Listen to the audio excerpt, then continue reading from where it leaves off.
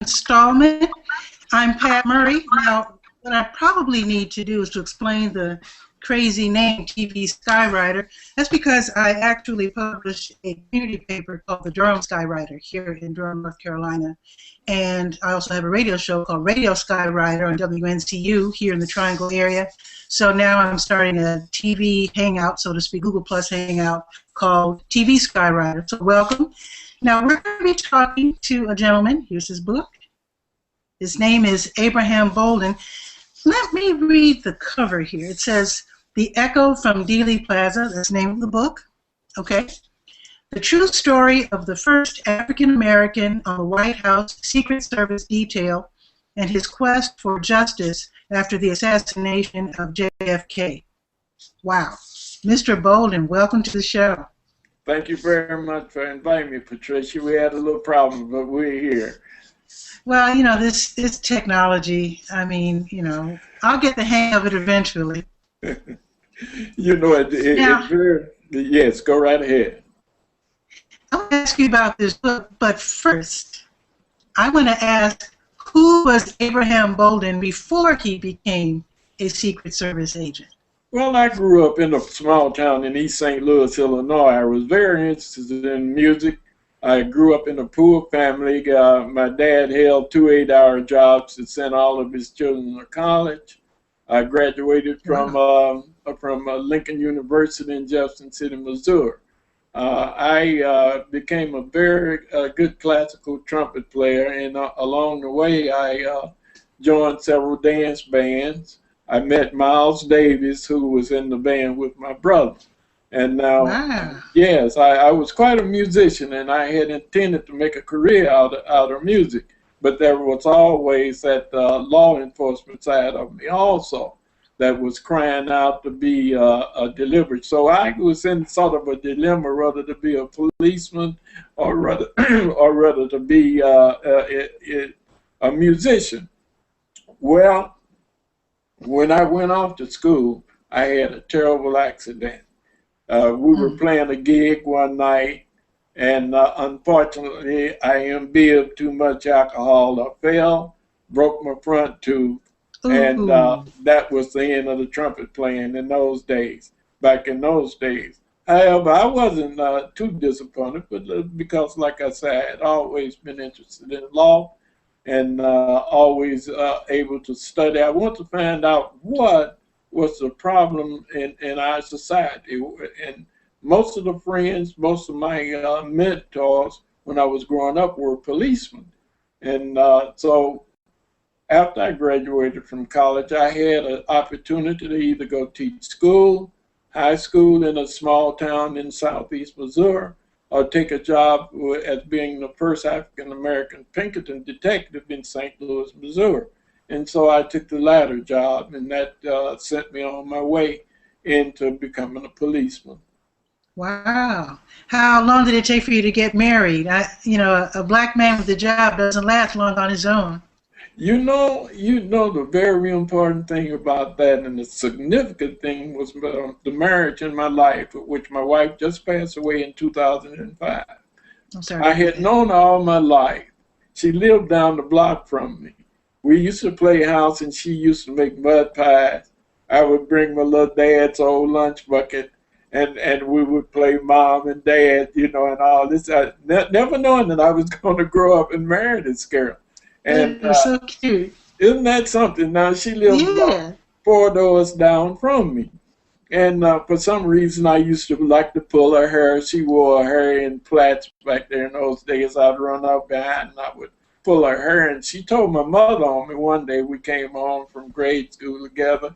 And my mother called me. She said, "Abraham, why do you keep bothering Barbara?" I said, "Because I don't like her. She's got skinny legs." And she said, "No," she said, "it's just the opposite." I said, "You like her, and she's not paying you any attention." My mother looked me in the eye at that very day. She said, "You're going to marry Barbara." And I tell you, I went away to college, and I had my gamut of a few girlfriends and this, but I came home one Easter, and I happened to see that this girl was walking to church. She was dressed in white. She had on a long white, what they call in those days, a hula hoop dress. And I'm telling you, she was making that hula hoop hoop. And She's making it work, huh? yeah, oh, she was working it out. And I looked off to my left-hand side, and I said, looks like I know that girl. Now, I hadn't seen her for a couple of years, even though she was a friend of the family. I had gone off to college. And but she was still a friend of the family.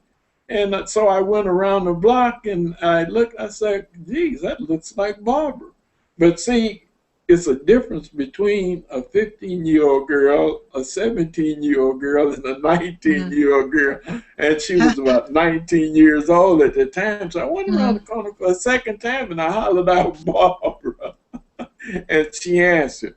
And had her legs improved by that time? Had they ever. And she gave me 3 of the most wonderful children that a person could ever have. As a matter of fact, she was the one who engineered me going into the state police. She kept my motivation up to keep advancing in police work. As a matter of fact, the way I went into Pinkerton National Detective Agency, she was reading a paper one Sunday morning, a Sunday morning newspaper. And she says, they have a police job open over at Pinkerton National Detective Agency. So why don't you go over and apply? You've been sitting around saying you want to be a policeman and you're not going to take the teaching job. I said, but Pinkerton doesn't hire black agents. She says, you never know. She says, take this newspaper clipping that I have and go over there and find out. Well, I said, I know growing up in East St. Louis, and say it was very prejudiced at that time. We still had colored and white washrooms down there at that time. So and we're talking about back in the 50s, 1955, 56. Now, you know, Emmett Till was lynched out in Mississippi, I think, in 54, somewhere along in there. So we're dealing with those times, and St. Louis was one of the biggest slave markets that was in the West, the Northwest. And now, so it was one of the capital slave markets. So we had to contend with a lot of racial segregation when I was growing up in East St. Louis. Sure. But she saw this application, so I put the paper up in my lapel. And I went over to Pinkerton National Detective Agency, and when I walked in, the young lady was sitting there typing. And of course, she was European. They didn't have too many assistant secretaries back in those days. She says, yes, in that type of word, as they would say, yes.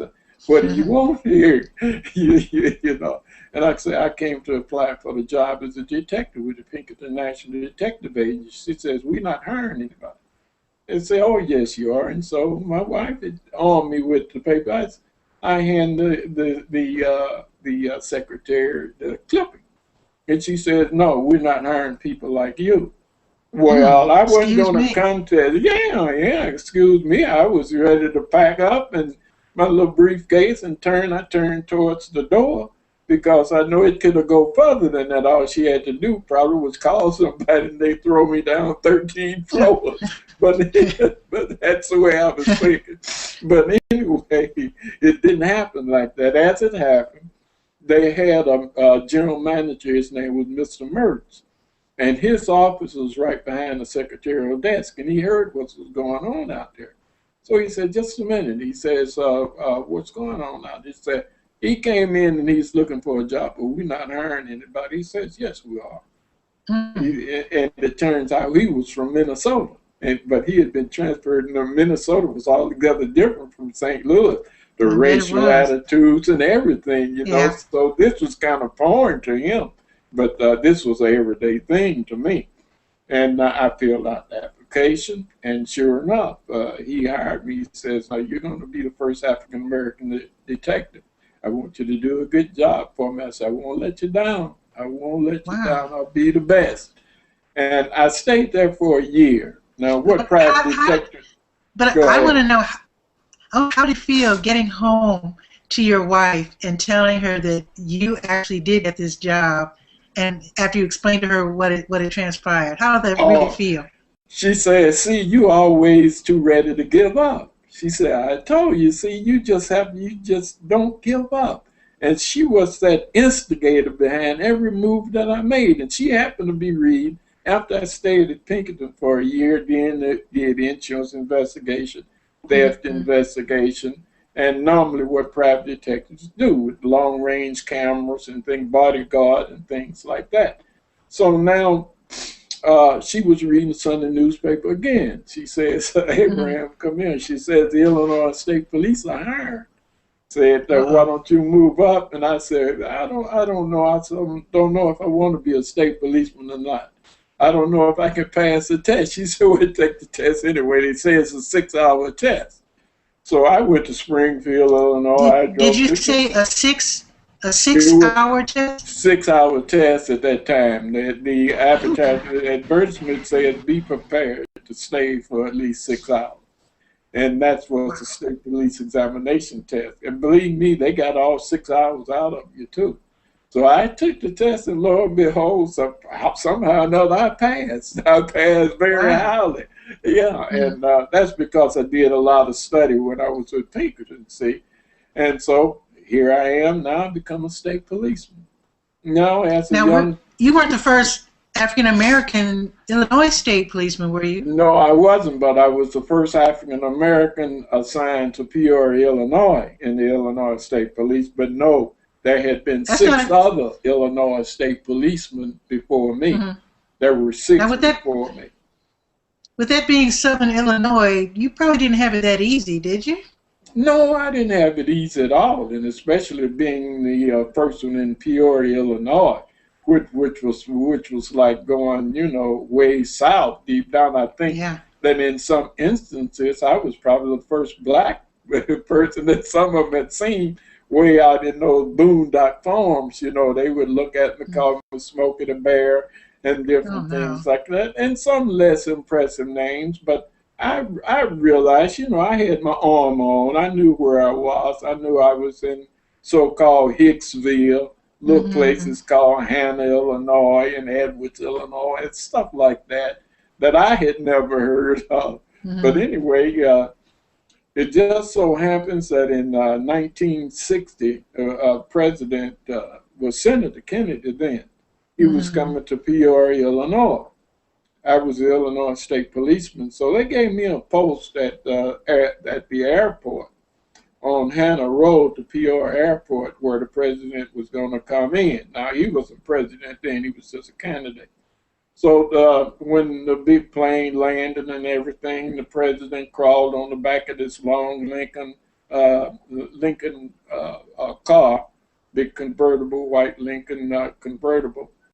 And he waved, I waved, I was in uniform, and as the big convertible came, I stopped the traffic, and I was sharp in my shoes. I could look down and see my head in my shoes. I was clean. Sure. Oh, was I ever? I stayed up half a night brushing those shoes and really looking sharp, And so he went by, and I really liked him. He smiled and everything. I never thought I would meet him again. And so I was talking to one of the Secret Service agents, and I said, "Say, do they have Negroes in the Secret Service?" Because I knew that the Secret Service protect the president.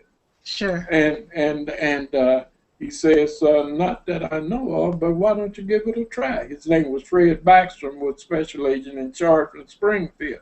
He was to give it a try again, Yeah, why not? Yeah, sure. Why? So now I'm getting a little confidence. Okay, I'm going to try this thing. So I went to Springfield, Illinois, took the test. Can I butt in? Can I butt in real quick though? Go right in. Go ahead. As a state policeman, how were you accepted with the other policemen on the force? Oh, fine. So I know the policemen are very, very tight. Yes. They were policemen from small surrounding towns. Some didn't like me, but they didn't make it open or anything like that. They stayed away. If they didn't like you, they stayed away from you. When we had to go to class or the range or something like that, you could tell who didn't like you, who didn't want to be bothered. The Europeans that did believe in equality on the job and things, they would make friends with. They would come over, introduce themselves, and you could tell, especially it's just like today's time. You go on a job, you I can was pretty curious. much tell the ones who don't want to be bothered with you. Mm-hmm. So now, so I failed. I failed the test for the Secret Service. Oh But no. it would just so happen that my police experience gave me enough credit to be accepted in the Secret Service under a term which is called Schedule A. A Schedule Okay. A appointment. You come into the Secret Service, you do good for 2 years, you attend the Treasury Training School and the Secret Service Training School, and then you become a full agent. So I was yeah. So I became a Secret Service agent. Now it was just that it was under a different schedule. I wasn't a full-fledged agent, you might say, like someone who was fully certified. Until Now, had I can tell that you're a meticulous, studious kind of person. Were you able to figure out where you fell short on the test? Oh, yes, yes. I missed it by about 1 or 2 points. Yes, yes. And it was not on any literary source. It was on a memory source. They showed a room and a crime scene, and you had to look at it for about 10 minutes. You study it, and they asked us different questions about that crime scene. Okay. Where was the knife position? How far from the body was it? And what would you theorize? It's your opinion of what happened. See, a lot of times, your opinion of what happened is where the twist comes in. This is where they can grade you up or down.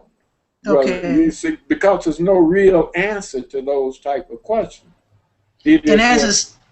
And as a state policeman, you probably didn't cover that many homicides, right? No, I didn't cover any homicides as Pinkerton National detective. And as a state policeman, now we dealt with car accidents. You know, people smashed up on the road and just killed in automobiles and things like that. Sure. Of course, when I became a state police undercover agent, I was in the Vice Division of the Illinois State Police. We dealt with prostitutes and gambling and things like that. But as I said, back in those days, when you filled out an application for a job, there was always that oral interview part of it where they could either make you pass or just a wee bit under. Fall short. See, they always had those questions in there. Well, what would you do if? Now, that doesn't say that what you would do is wrong. It's just saying that they have a better answer. But you don't know what that better answer is. So they can say, well, so they grade you down on that. And that's where I came in under the 2 points on the oral interview and as compared with what they would recommend. So, yes, and of course I understood that. See, there were many ways that they would keep us out of certain jobs at that time. But I came into the United States Secret Service. The Secret Service sent me to Chicago. Wow. Now, here I am. You had to move your family, right? I had to move my family from Peoria to Chicago. Yes, I did. So we loaded up. I had a little a U-Haul I rented. We put everything in the U-Haul, which was about a room and a half. And my wife, she was she was pregnant at that particular time, and we moved to New York. Yes. We moved to Chicago. No, that was the second one when we moved to Chicago. She was working on my second son, and so now. Here I am in Chicago in the Secret Service. Now, I'm thinking that things are going to get better. I'm with the big dogs now, I would think so. Silver badge, you understand, and swore, raise my right hand, Constitution of the United States. The wife is down there and everybody, and I'm going to run with the big dogs, you see. Okay, so I join up. And as I pass by some of the offices, I hear him talking about that N-word. Oh, no. I said, hey, really? I mean, I didn't even get this in the state police. I mean, and these are feds. didn't want to work with me and made no bones about it. I mean, they would come up and say, hey, how's old Abe today, and all that kind of stuff. So I had to set them straight and let them know, old Abe wasn't old Abe. Abe was packing that 357 Magnum, and he didn't play that stuff. You see what I'm saying? Yeah. But now here's the thing. Now, as a new agent in Chicago, the president's coming to Chicago. Now he's elected. John Kennedy is elected president. All right. And on April the 28th, he's coming to Chicago to thank Mayor Dealey for the big vote turnout that Cook County got and everything. Cook County put the president into office by some 8,000 votes. I mean, and this was great. So he came here in order to give a victory speech with Mayor Daley and the canvass workers and the precinct committeemen and all these big shot politicians and everything. So now I'm a new agent. Now, the affair was given at McCormick Place. Okay. McCormick Place is a big stadium here in a big place where they give all sorts of activity, programs, car shows, and things like that. And this was the first.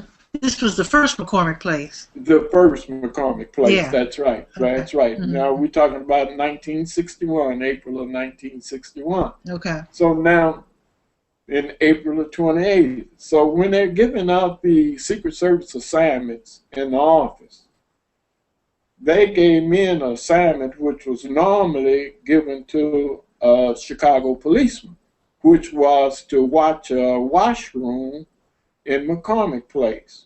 On the washroom? On the lower floor, to keep people out of the washroom, out of the toilet, and they set that toilet off for the use of the president only. And that's where they put me. They tried to hide me. See, the convention hall was upstairs. Oh, wow. And the lower, down 2 flights of steps, they had reserved the washroom just for the president only in case he had to go. Well, that's still very important. Yeah, well, it was important. So, if he had to go, the thing was concerned. That's why I didn't. That's why I didn't beat. But they said, you got the right detail. You should feel right at home there. And they made all sorts of little jokes, but they were really trying to hide me because, to be truthful with you, there was a better washroom on the first floor and a shorter distance for the president to walk.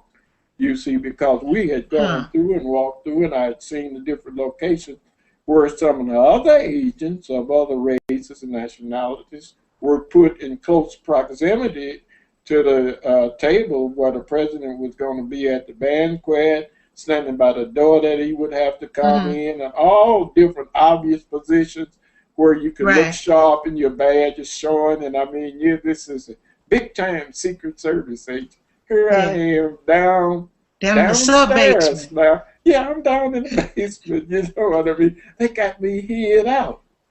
So they think. So around 8:30, the president was running a little late.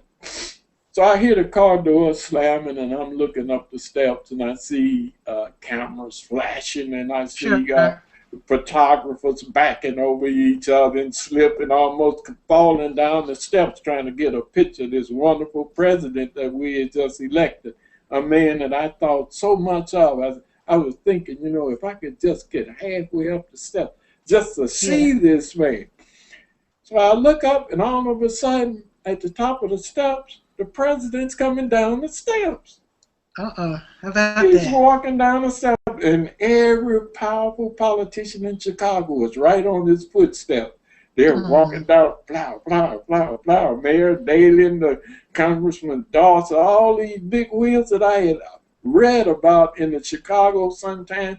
Here they come, these mighty politicians, and the president of the United States. So the president, he's coming, and this is unbelievable. He's coming. And you're standing there. I hope you didn't forget how to comport yourself. I'm standing there. I was just actually mortified. He is and he's coming. He's going to walk by me. I had no idea except he was going to walk by. Maybe we're going to bump shoulders. And so the president, instead of walking right by me, he stopped. I said to myself, what is this? And he looked at me in the face and he says, "Are you a Secret Service agent or are you one of Mayor Daley's finest?" They used to call Mayor Daley's police force detectives Mayor Daley's finest. I said, "I'm a Secret Service agent, Mr. President."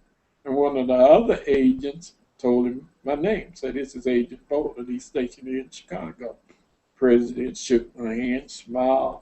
I'm telling you, what a great smile. We shook hands, and I said, so I'm saying to myself, you know, what should I do? You know, and he looked me in the eye and he smiled, a beautiful smile came across his lips. He said, "Mr. Bolden," that's what he called me. He said, "Has there ever been a Negro assigned to the White House detail in Washington, D.C.? I said, "Not to my knowledge, Mr. President." And he looked at me, he smiled, he said, "Would you like to be the first?" Oh my goodness. I said, "Yes, sir, Mr. President." That's crazy. He said, "I'll be looking forward to seeing you in Washington, D.C. soon." Wow. Listen, wow. I almost wet my shoes. I did. Almost. Look, listen, it would have been better if I had gone to the washroom and let it stand outside, because I really had to go. But I'm telling you, it was something. Here I am. He tried to hide me out. And look at you talking with the president. Look at me. And being invited to Washington, D.C. Getting invited into Washington, D.C. in my brand new $30 Sears and Roebuck suit. You understand? My wife made me buy a new suit because she said, "That was good, wasn't it?"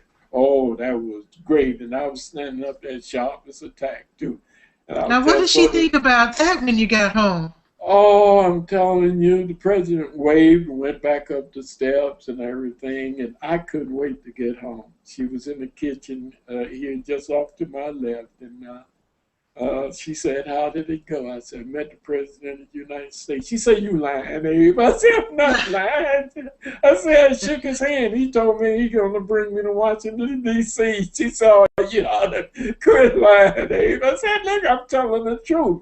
It was hard for her to believe, but the minute that she believed me, she jumped on the telephone. I'm telling you, she started calling everybody that she know. "Hey, met the president. Hey, man, he's going to Washington, D.C. I said, "I haven't done it yet. Well, hold up a minute, you know." But now, how long have you been working in Chicago at that time? About 5 months. This was in April. I had come to Chicago in October 1961. And this was April of, I had come in October of 1960, and this was April of 1961. So, so it was only a few months, October, November, December, January. I would like to know what did your co-workers think about this, because I know how can I put this, unsupportive people can be when it comes to racial things in Chicago. Yes, right. Well, it was unbelievable when the word got around what had happened. It was unbelievable. They couldn't believe it, and it was just the talk of the office, you know. But whenever that I would come close, you know, they would clam up because they was talking under their breath and everything. Yeah, that nigger loving president they used to call president. Oh, yeah, because we were going through heck back then. People don't understand that in the 60s, our people were being lynched, people were being killed, people were being castrated. The whole world seemed like they were going crazy. I don't even think that you were alive then, looking at the I was born in 1955.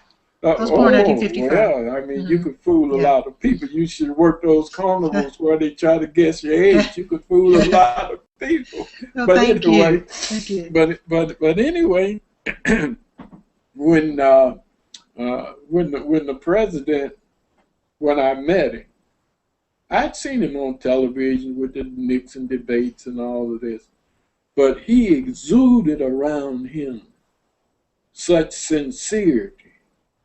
That when you looked in his eyes were soft. Like he was saying to me, "I can feel your pain. And I want to do something about the situation that your people are in."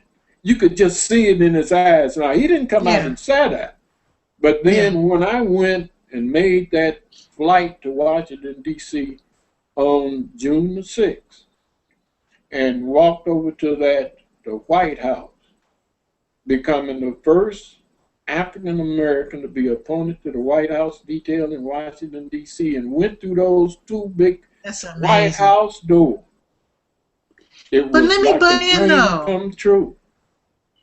But let me butt in. Okay, he told you he wanted you to come to Washington, D.C., but was that accepted by your boss as a formal request for you to go to D.C.? They didn't have a choice. Yeah, they didn't have a choice. All I know, so I they got didn't the think orders. they didn't think it was just being friendly. They didn't want me. They didn't want me to go.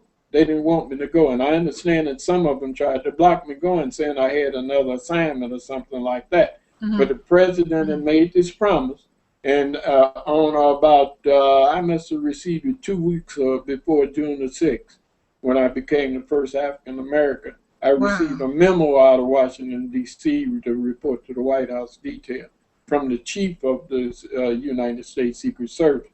So this was just not a routine thing. This came directly from the president. That's amazing. And what a great and wonderful man to be around. He was just so sincere all while I was on the White House detail.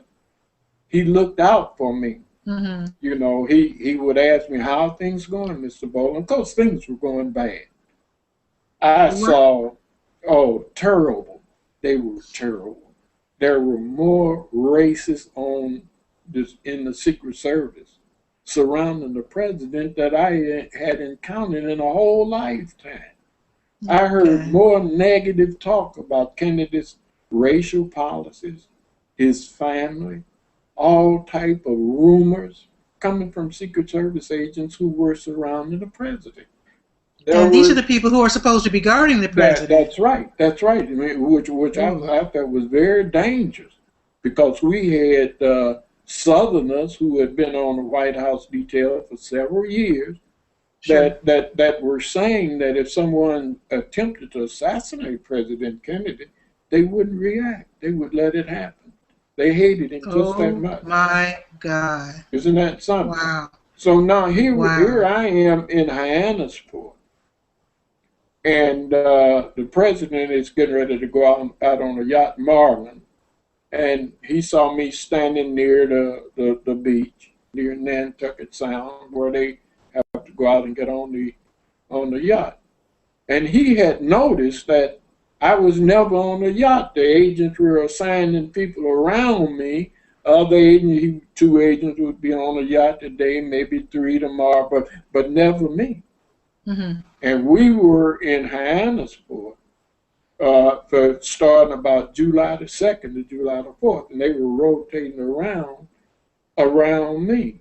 So I noticed I was getting ready to go down and get on a follow-up boat, and I noticed that the president looked out of the cabin door, and he called the supervisor over there. Okay. He called him over, and they had a conversation. This supervisor's name was Harvey Henderson. He was from Mississippi. He hated the president. He walked over to me and said, "There's been a change of schedule. You're on the yacht today." Mm-hmm. So the president had put me on the yacht. So here I am on the yacht, sitting in this real leather chair. I mean, I'm sitting on the back of the aft and the fore. I don't know where I was, but all I know, it was this huge, really nice, still smell like leather chair that seemed like it hugged you when you sit down. See, that's the way Kennedy lived, you know. That's the good stuff. I really didn't have, I didn't have an affinity for all that finery, but as long as I was there, you know, my rear end felt good in that seat too. But anyway, here I am sitting there, and I'm looking out way out across the ocean, Nantucket Sound, and I'm watching the speedboats with the sirens on it, telling everybody move back to presidents, the yacht is coming and this and that. It's a lot of activity that's going around the president whenever he goes anyway. And all of a sudden, and as a Secret Service agent, what are you supposed to be guarding for when you're on the yacht? Because that's a pleasure trip, right? That's his pleasure trip. Everything that he was doing was on vacation. But if the yacht starts sinking or something, I got to save his life. I guess so. I'm the guy who was responsible to take the first action. That doesn't mean that it's entirely on me, because there's a whole boatload of agents that are following the yacht on both sides, and some of them are way in front of the yacht. So he's well protected, but the two agents that are on the yacht, if the president becomes ill or need emergency attention, they're the ones who monitor the radio and let the other agents know what's happening. And that was my position on the yacht. And it's a fine position to have, I tell you that. So I'm sitting here in this nice light beige leather chair, and the cabin door opens, and here's this Navy man, all togged out in his whites. And the Navy can get clean. Oh yeah. And them shoes were just sparkling, looked like I shined them myself. And he had this tray in his hand. And he walked over to me, and I'm seated in a chair. And I looked up and I said, "Yes, sir." He said, "Mr. Bolden." I said, "Yes, sir." He says, "The president would like for you to have lunch." Oh, my goodness. He reached down and he pulled up something. And I don't know where it came from. I didn't know nothing about it. When you get beyond the rocking chair, that was it for me. I don't know all about this stuff coming out from under the bottom of the chair and all. But anyway, he pulled it up and it made like a tray. And he set the tray down, and everything. And it had on there a pop, I think it was a Sprite, and it had this clam chowder soup. First time I'd had clam chowder soup. New England clam chowder. Oh, yeah, and the New England clam chowder, and they had them little crackers there, and everything. Yeah. Oh, I knew you made it then. And real silver spoon. I looked at it, sterling silver. Yeah, sterling silver, not silver plated like I've been used to. The real thing. And this was the real thing, I bet you almost couldn't even believe that you were doing that. I couldn't. You almost could not even picture yourself. I just couldn't picture myself, and I'm hard when it comes to finery and things like that. I never cared too much about it because I grew up poor, but I didn't really know that I was poor because there was so much love in my family. My mother and father, I had sisters and brothers. And then back there we had community. Everybody in the community was your mother and father. So we had no sense of being poor materially, because there was so much support and everything physically and emotionally and spiritually in the church, and teachers were teachers, principals were real principals. Teachers wanted the people to learn, and they were there to teach. Not to draw a paycheck. Some of them would have taught whether the guy had a paycheck or not. So that was the atmosphere, So what did the rest of your family think about your being with the president as a Secret Service agent? My wife burned the telephone up. They tell me she talked on the telephone from June the 6th. But let me tell you this: that was the hardest time in my life. Oh. The most racist time in my life. I got called the N-word more times, as I said, while I was on the White House detail, and insulted about my race from other agents, my fellow agents, more than I had at any other time in my life. And I was so surprised and I was dejected. Plus the real issue. See, I was there to perform a task for the United States government. Not just the president, the United States government, the constitutional government formed by the founding fathers. See, now that's a constitutional office that we were protecting, not the man. And to hear my fellow agents, some of them, not all of them, there were some mighty good agents there. Clint Hill was one. There were some mighty fine Secret Service agents. Most of them were mighty fine, but you had that core that were filled with hate, that said, sometimes I would like to kill Kennedy myself. This is just how they talked about it. It was so deep, and I heard them say that. Wow.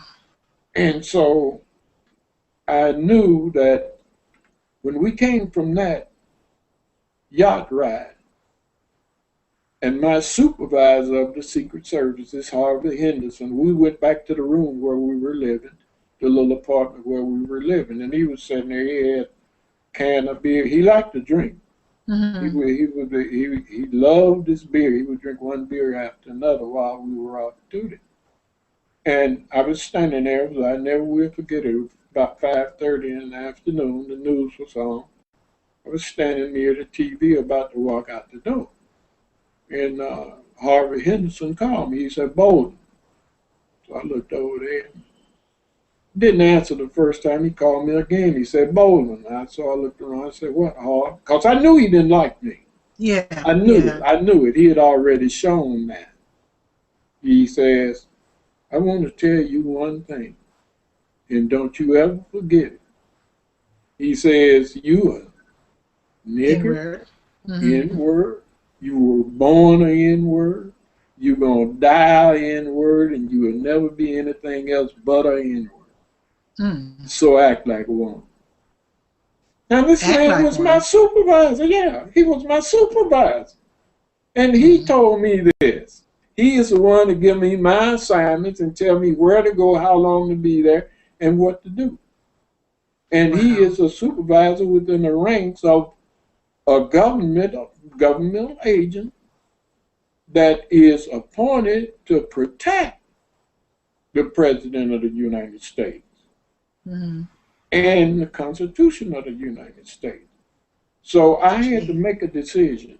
I said, because now if I stay on the detail, I'm going to get hurt. You know why? Because I got to let the Chief of the United States Secret Service know about this problem among some. Do you really think they would have?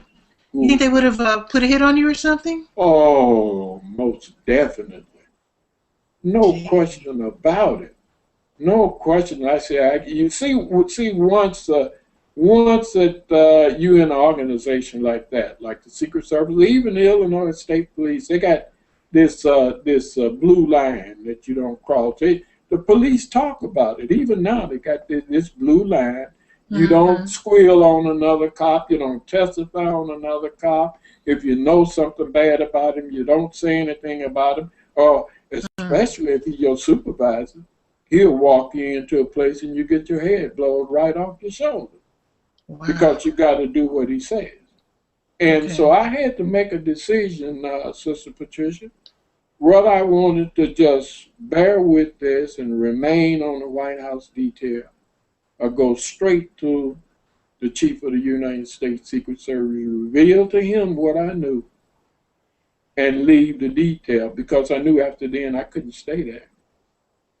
Okay. So I decided to go in and talk to the Chief of the Secret Service, and I went in and I told him all of these things that were happening, what they were saying about the president, about him being an N lover, about him needing his head blown off, all of these type of statements that they were making.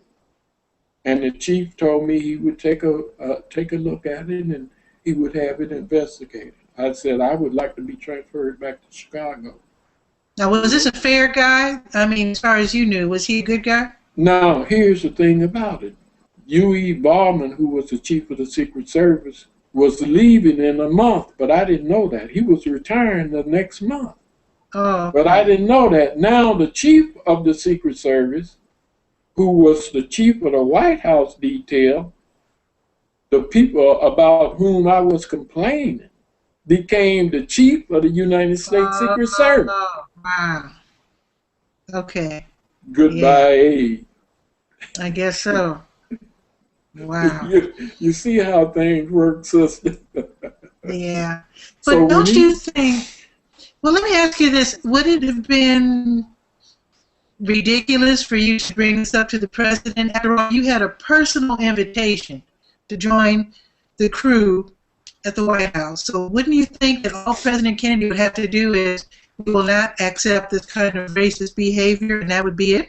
Don't you think? I thought about that too. I said, well, when I'm standing in front of the White House door, or if I see the president going to his car or something, I thought about just walking up to him and saying something when he was out there trying to play football and things like that. And I said, but you know, in any agency, you have a chain of command. And that chain of command is thick. Nothing had happened yet.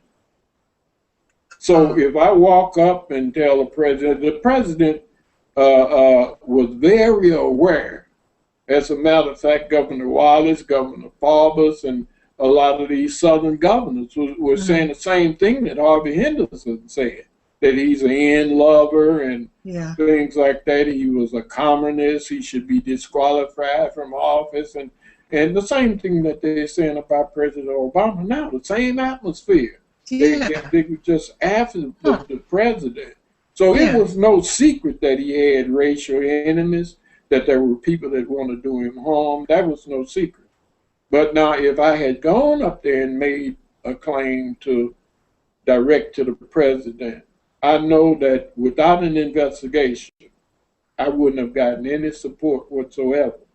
But the chief of the Secret Service, whose job it was to investigate these type of situations, and he had a whole staff to do this, called the staff of inspectors. That was his job, to put undercover agents in there or do what need to be done in order to find out whether or not I was telling the truth, whether the president was in danger. See, when I went to the chief of service, I was following the chain of command. Okay. Because the minute I got back to Chicago, I also, for future reference, followed the chain of command and went to my district supervisors here in Chicago. I continued to follow the chain of command and went to the inspectors in Washington, D.C. See, I knew that I had to do everything right, or off comes my head. Okay. See. So you did move back to Chicago? You feel defeated? Yes, I came back to Chicago. I didn't feel defeated, no, because I felt that I had done everything in my power that I should do. Now, there was a time when I did intimate to the President Kennedy and Bobby Kennedy that the just being a Secret Service agent was not my goal. We had a conversation standing there. Now, that's the time that I should have brought it before the president, because the U.S. attorney was standing there at that time. Now, that's my thinking now. But when you're under all of that pressure, and you know that all of these people that are around you are carrying weapons just like you are, and accidents do happen.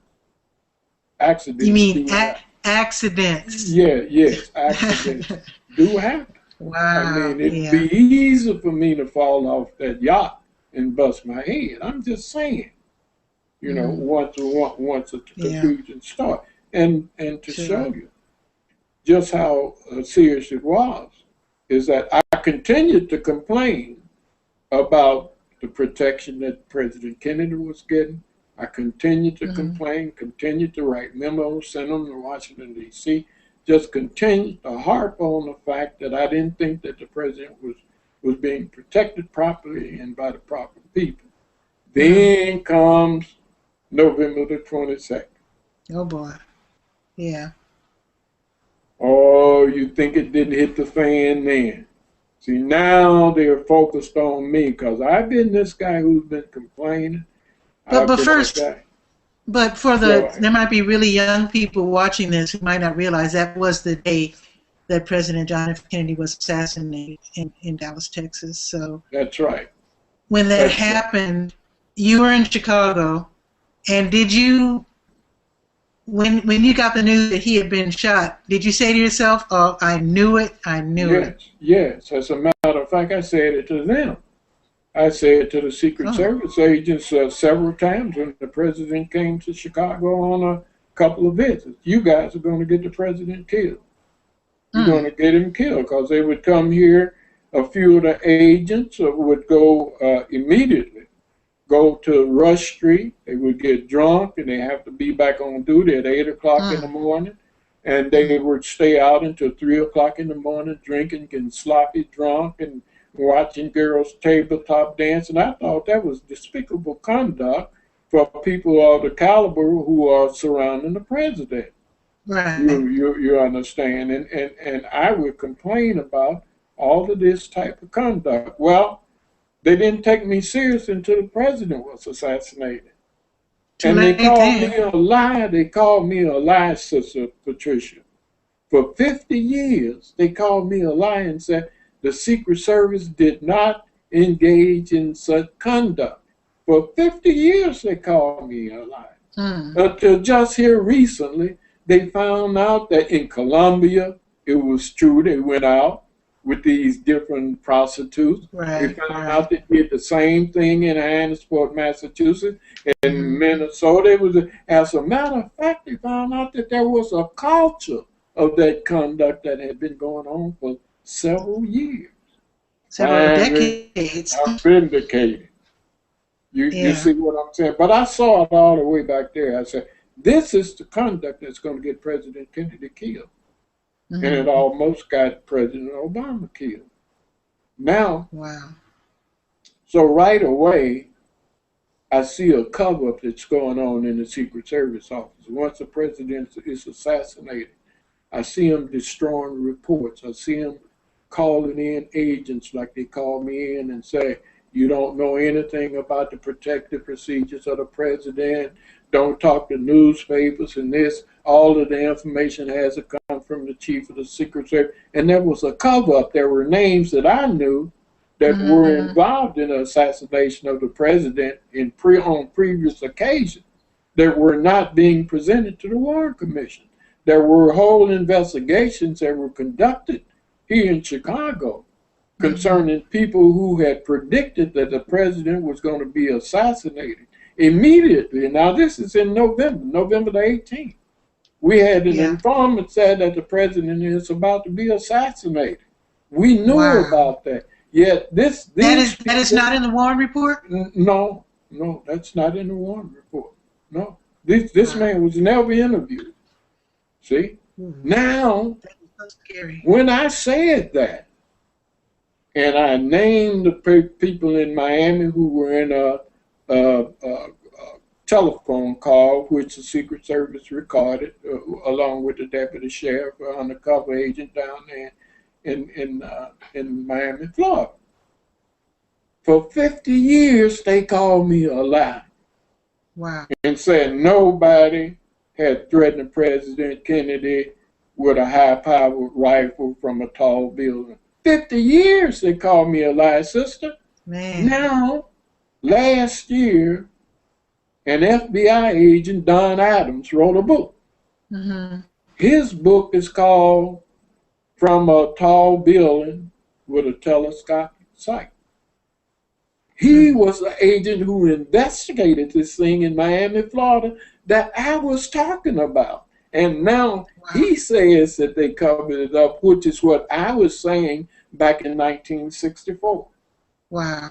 You see what I'm saying? You see how it unravels? Yeah. You see. Tell now I'm just going to jump in. We are talking with Abraham Bolden. He wrote this book, The Echo from Dealey Plaza, the true story of the first African American on the White House Secret Service detail and his quest for justice after the assassination of JFK. I want you to tell us of the horrible price that you had to pay. Yes.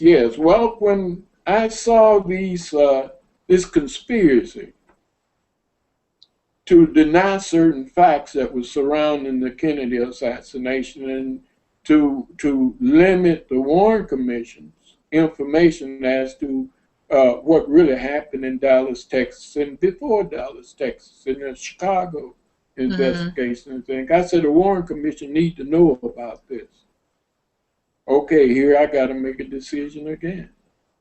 So I told my wife, the next time I go to Washington, D.C., the Warren Commission was investigating who assassinated the president. I'm going to the Warren Commission and let them know what I know. Wow.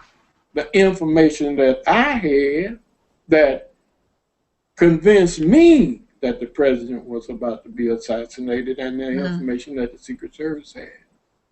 So when I went to Washington, D.C. on May the 17th, I called one of the administrators who was on the Warren Commission attorney board, Dealey Rankin, who was the chief attorney for the Warren Commission. And the next morning on the 18th... Excuse me, one second, Mr. Bolden. Something fell in my kitchen, and I have to pick it up. Keep talking. I'll be right back. All right. Okay. Well, you have to check those things out when anything falls like that. But anyway, I went to Washington, D.C. Now, I'm sitting in the classroom in Washington, D.C. after I had tried to make contact with Dealey Rankin. And the deputy chief of the Secret Service, who was head of the personnel department, came into the classroom and told me they had an investigation that was unraveling in Washington, D.C., and back in Chicago, and they needed me back in Chicago immediately. So they put me on a plane, and 2 agents accompanied me back to Chicago. When we got back inside Chicago, they wouldn't let me call my wife. They wouldn't. They kept me in custody for 12 hours, not letting me call anybody, and ended up charging me, bringing a federal charge of trying to solicit a bribe from 2 counterfeiters, one of which I had arrested twice and found counterfeiting plates in his house. These were the witnesses who were going to testify against me that I committed a federal crime. Man. See, so here I am now, unable to get to the Warren Commission, and they're now accusing me of committing a crime. And they took me to trial on it. There was nothing that I could do. They had set it up so you had gotten to the height of, you've gone way beyond any black person ever gone in terms of being a Secret Service agent, and the predicament that you were in then, I bet that was very hard for your family to understand. It was almost impossible. Of course, my wife was always, I would always tell her what was going on. She knew the basic facts of how they were treating me and all of the little complaints that I had and everything. And before they came to arrest me, I told her, I said, there's something wrong, I see, in the office. My supervisor was telling me, go here, go there, talk to this guy, talk to that guy. And I would do it because I'm an agent. So now when the trial comes up, these very people that he's sending me to talk to said I'm talking to them about one thing when the chief had told me to go talk to him about something altogether different. So what he was doing is putting me in a position to where they could accuse me of meeting them, of saying certain things, because nobody was wearing a wire. Because hadn't somebody come to your door the day before, and it was really obvious that he was wearing himself a wire. Set up? Yes, that's right. Yes, he came to my door. He wanted me to give him a gun to kill a federal witness. And so here they were trying to set me up, to lock me up forever. If I had handed him a gun, that would have done it for me. I never would have gotten out. So now here I'm in trial in federal district court. The jury's deliberating. We've been on trial for a week. The jury goes out and comes back in a couple of times and said, we can't reach a decision. We're a hung jury. There was a sister on the jury, Sister Anna B. Hightower. She was hanging up the jury. They were voting 11-1 for conviction. The judge stood up behind the bench and said, in my opinion, the defendant is guilty of all the counts. Oh my goodness! And then sent the jury back in and said, "Now go back in and deliberate with the new information I just gave." Now, I never heard of that before. That's a new one on me. I don't. All right, now, so I go into a second trial. The judge the jury still hung up. Sister Anna B. Hightower says, no way that this guy did that. It's so many holes in that case. It's laughable. Yeah, it would be laughable for somebody to hear this, but, you know, my whole life was on the line. Absolutely. And so I went into a second trial. My wife and children and family were with me step for step. I just want everybody to know that, because that's how a man succeeds, is having that other half of himself with it, lockstep. See, because one, it's easy to knock down, but when you put two together, it's a band that's hard to break. And that's what stood me up through this whole thing. And that's what stood me up until about 5 years ago, when my wife died 7 years ago on December the 27th of this of last month. Then my health started deteriorating. But you see, I'm missing that other half. I'm missing that other half. And when we go off air, if you got any recommendations, that's my, no, I was just kidding. But you have 3 kids, right? Yes, I have three children, 3 wonderful children, as a matter of fact. I have a son who is a doctor. He's a doctor of business at Florida A&M University. I have a daughter. She just retired from Commonwealth Edison Excellent Corporation after 35 years. I have another son who is a teacher in the school system here in Chicago, computer whiz. Oh, yeah. So she did a magnificent job in holding up the whole family and me, too. So it's very valuable that our people understand that success starts with family. That's where success starts. If you don't have that F word, you're not going to have success. That's just all to it. That's the problem that we have today. We're missing the F word. You see. So we have to learn how to spell again. You understand what I'm saying? And understand that the woman is the most valuable assistance that we could ever have, because she is the manifestation of the man of God. Now, I don't want to get off into my theology and things like that, but that's what I believe. She is the manifestation of the man of God. And all we have to do now is, brothers, is remember the day when we came through slavery. And how this sister, I hate to divert, but I just, you know, whenever I talk, I gotta put this out here. You see, because the change was on this sister too. And she made just all of the sacrifices that we made. And sometimes we forget that. But we call her so many uncomplimentary names. You understand? That a brother's going to have to instill within his young sons and sisters and mothers that we have to respect our women above all. Because listen, even beasts respect their own kind. Wow, that's deep. You don't see anybody disrespecting their own kind. Listen to me what I'm saying. I'm telling you the truth. Yes, sir. Except the so-called Negro black man. A dog latch on to a female dog. And once they made and had them puppies, you better not try to get between them either. And he ain't nothing but a dog. You see what I'm saying? So we got a mental thing that we got. But getting back to what we were talking about, and I don't want to talk too long. I don't want to just run y'all out of here. But the judge emptied the courtroom during the second trial. He put everybody out of the courtroom while the jury was deliberating. He said, "It's getting late and I'm getting ready to go home. I'm going to tell the jury to bring back in the verdict in the morning. And so we're going to close the courtroom now."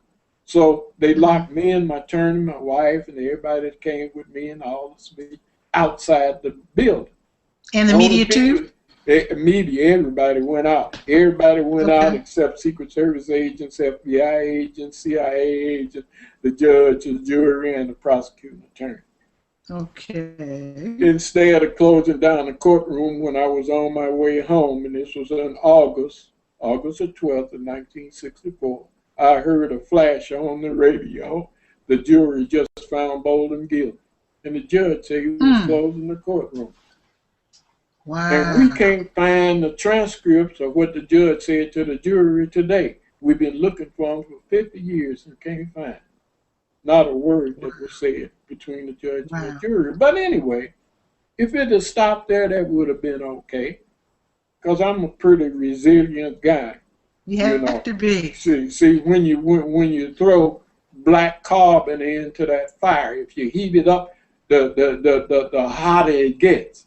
Then you start making it make a transition. And you just think you're destroying this diamond and you get it hot, this carbon, and it get hot. Pretty soon it starts taking shape, tetrahedron shape. And then it becomes a diamond. Come on now. It becomes a diamond. Wow. So that's what they did to me. But you actually served time and survived intact. I actually saved time. I actually served time. Listen, I served time. And when I went there, they sent me to Springfield, Missouri. Now, I had already foreseen a lot of these things would happen, and the people have to read in the book. Read in the book and see how people who wanted to do me harm would make a move, and God would make a move and neutralize what they were doing. I don't care what you call God, where you want to call him Jehovah, Shiva, well, whatever you call him, Allah, you call him what you want to call him. But that higher power that guides mankind would make a move on my behalf. So now they decided, here's the way we're going to deal with this guy. And they have to read it. You know what? You know what, Mr. Bolden? Go right ahead. I actually want to leave it there because I want to leave people in suspense. All right. Yes. Yes. I want them to actually check this book out. Now, we have it at our library in Durham, North Carolina, so I know it's all over the country. And, of course, it's on Amazon.com, too. Yes, it is called The Echo from Dealey Plaza. And we're talking with Abraham Bolden. That's the book right there. That's it. Now, one thing I'd like to ask at the very end here, because we've been talking for about an hour, I have to ask you, you've been through a whole lot. Was it all worth it? Yes, it was worth it. Because, say, a person who is afraid to fight for his own liberty doesn't deserve it.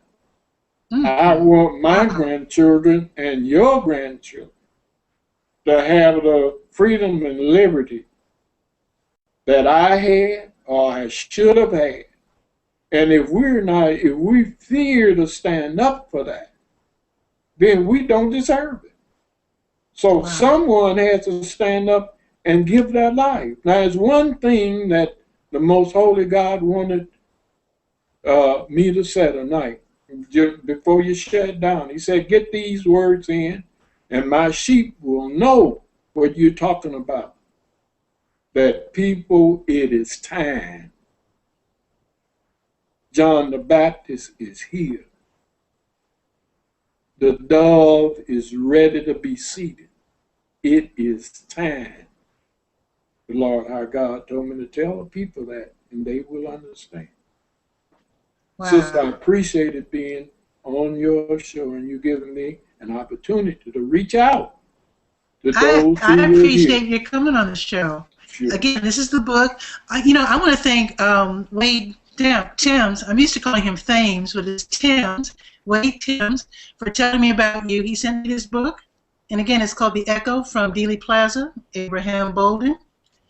Check out, this is an amazing story. I don't even think you could have made this up. If you were a Hollywood writer, I don't think you would have come up with a story this good. I really don't.